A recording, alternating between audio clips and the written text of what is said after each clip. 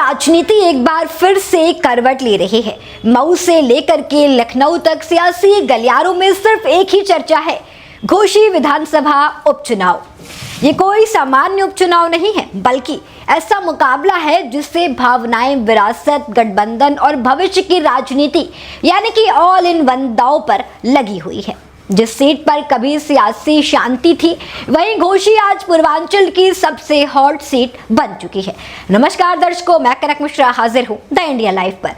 दरअसल उत्तर प्रदेश में भले ही 3 विधानसभा सीटों पर उपचुनाव होने हो, लेकिन सबसे ज्यादा सुर्खियां मऊ जिले की घोसी विधानसभा सीट बटोर रही है। इसकी वजह है समाजवादी पार्टी के कद्दावर नेता और मौजूदा विधायक रहे सुधाकर सिंह का असामान्य निधन। उनके निधन से खाली हुई ये सीट अब सिर्फ एक चुनावी मुकाबला नहीं है, बल्कि राजनीतिक विरासत को आगे बढ़ाने की लड़ाई बन गई है। समाजवादी पार्टी ने इस सीट से बड़ा और भावनात्मक दांव खेला है।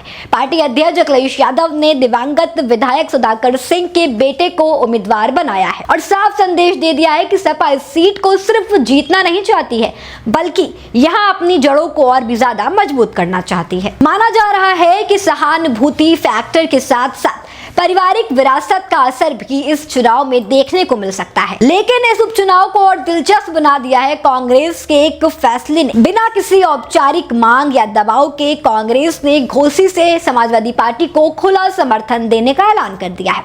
उत्तर प्रदेश कांग्रेस के प्रदेश अध्यक्ष अजय राय ने खुद सामने आकर के कहा कि कांग्रेस घोसी उपचुनाव में सपा उम्मीदवार का पूरा समर्थन करेगी। अजय राय का ये बयान सियासी मायनों में काफी अहम माना जा रहा है। उन्होंने साफ शब्दों में कहा कि घोसी में जितनी ताकत लगेगी उतनी ताकत कांग्रेस लगाएगी। सुधाकर सिंह के बेटे की पूरी मदद की जाएगी।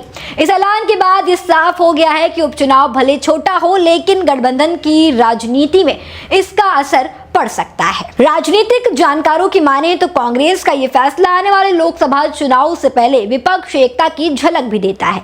भले ही यूपी में सपा और कांग्रेस का रिश्ता उतना उतार चढ़ाव वाला रहा हो, लेकिन घोसी उपचुनाव में दोनों दलों को एक मंच पर ला खड़ा कर दिया है। ये उपचुनाव अब सिर्फ घोसी की सीट का सवाल नहीं रह गया है, बल्कि ये तय करेगा कि पूर्वांचल में विपक्ष कितनी मौजूदगी से एकजुट हो सकता है। घोसी की जनता के सामने भी इस बार चुनाव आसान नहीं है।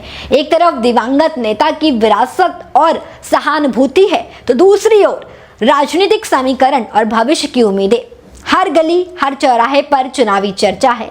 कौन किसके साथ है, कौन किसके समर्थन में है, सब पर नजर रखी जा रही है। जैसे जैसे चुनाव की तारीखें नजदीक आएंगी, सियासी पारा और चढ़ने लगेगा, प्रचार तेज होगा, भाषणों में धार आएगी और घोसी की फिजा पूरी तरह से राजनीति के रंग में रंग जाएगी। आखिरकार सवाल अब यही है, क्या घोसी उपचुनाव समाजवादी पार्टी की सियासी मजबूती की कहानी लिखेगा या फिर विपक्ष एकता की नींव रखने वाला पहला मजबूत कदम साबित होगा? जवाब जनता देगी, लेकिन इतना तय है कि घोसी का ये चुनाव पूर्वांचल की राजनीति में लंबे समय तक याद रखा जाएगा।